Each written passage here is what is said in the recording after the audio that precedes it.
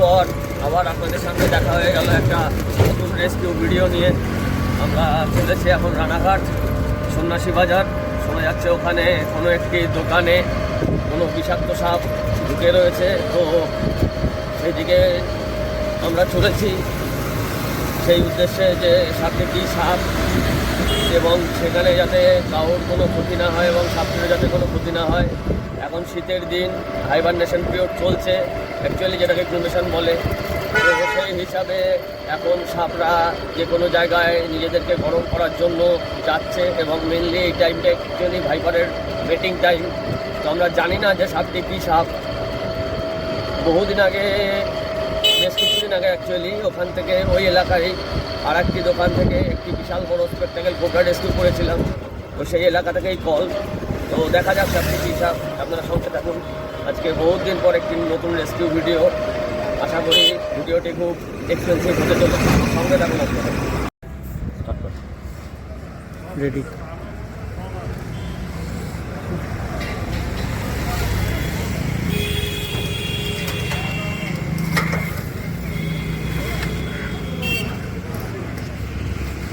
ছোটো থাক, অসুবিধা না।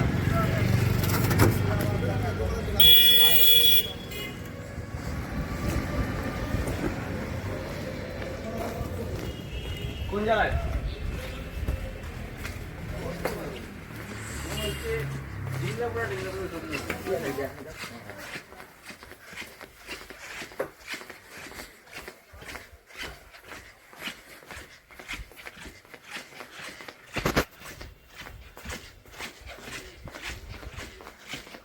পুরো কাপড়ের গোডাউন।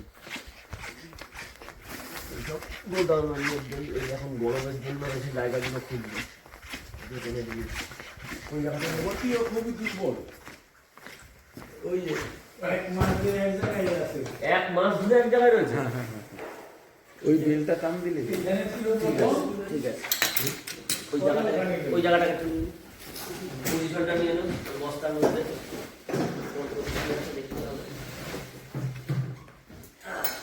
এই বস্তা তলায় আছে।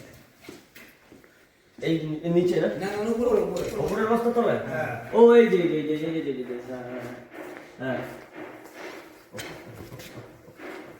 দেখো বস্তা আস্তে। এ ব্রোঞ্জ ব্যাগ, বেতাছড়া।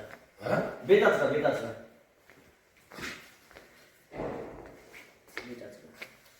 আস্তে। না, বেতাছড়া, গাছের। ওইটা কোনো ক্ষতি করে না, এটা বিষ নেই। এটা বিষ নেই, নির্বিষ। আমরা তো কি নামটা এটা? বেতাছড়া, ব্রোঞ্জ ব্যাগ। জিংলা পোড়া যেটা বললেন, ওই সেই একই জিনিস। জিংলা পোড়া। ওইগুলো কামড় বিষ নেই না? না, এটা বিষ নেই। এটা লাউডাগা যেটা বলি আমরা, সবুজটা, ওইটা হচ্ছে মাইল্ড ভেনোমাস, কিন্তু এটা একদম নন ভেনোমাস।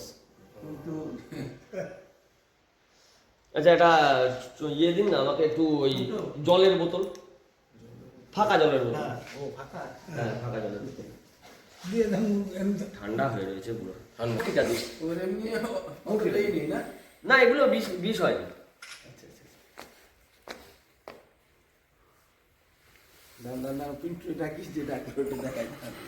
ইয়ে করছে এটাকে করে, আমি ওই জায়গাটা একটুখানি চেক আউট করে দিই।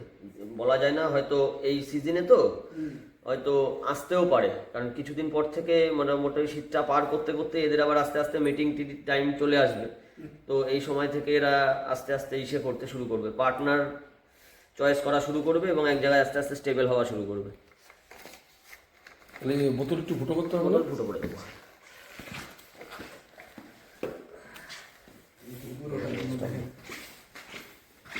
তো আপনারা দেখতে পারলেন যে একটি ব্রোঞ্জ ব্যাগ ছিল অ্যাভারেজ সাইজের। সাপটি সবে স্কিন শেড করেছে, মানে খোলস ছেড়েছে। খোলস ছাড়ার পরে সাপটি, ওনারা বললেন 1 মাস ধরে ওখানে রয়েছে। আসলে হাইবারনেশন পিরিয়ডটা যখন চালু হয়, অ্যাকচুয়ালি এই টাইমটা সাপের শীত ঘুমের টাইমটা যখনই চালু হয়, সেই সময় সাপ আস্তে আস্তে গরম জায়গা খোঁজার চেষ্টা করে। তো এই সাপটিও ঠিক একইভাবে নিজেকে কমফোর্টেবলি রেস্ট করানোর জন্য গরম জায়গা খুঁজতে খুঁজতে, যেহেতু জায়গাটি একটি ইসের মানে আমার কাপড়ের গোডাউন বড় সড়ো, তো সেইখানে কাপড়ের বান্ডেলের ভিতরে ভালোই গরম পাবে, সেই জন্য নিজেকে গরম এবং সেফ রাখার জন্য ওই বান্ডেলের ভিতরে ঢুকে বসেছিল। ওনারা ভেবেছে বেরিয়ে যাবে, এতদিন ধরে রয়েছে যখন, ওনারা ফার্স্টে অত গুরুত্ব দেয়নি। তারপরে যখন দেখছে দিনের পর দিন বেরোচ্ছে না, প্লাস দোকানের কর্মচারীরা সবাই তো সাপ সম্পর্কে অতটা এক্সপিরিয়েন্স নন, সেই হিসাবে কর্মচারীরা ভয় পেয়েছেন, সেই জন্য আজকে কল করেছিলেন, সাপটিকে রেস্কিউ করা হয়েছে। সাপটিকে আমরা যথাযথ তার পরিবেশে ছেড়ে দেবো, কারণ সাপটি নির্বিষ এবং আস্তে আস্তে এই সাপগুলি বিনা কারণে লোকের হাতে মারা পড়ছে। তো সেই জন্য আমরা চাইবো সাপটি যাতে নিজের পরিবেশে উন্মুক্তভাবে বেঁচে থাকতে পারে, সেই জন্য সাপটি সুস্থভাবে রেস্কিউ হলো এবং আমরা তারপরে সাপটিকে তার যথাযথ পরিবেশে ছেড়ে দেবো।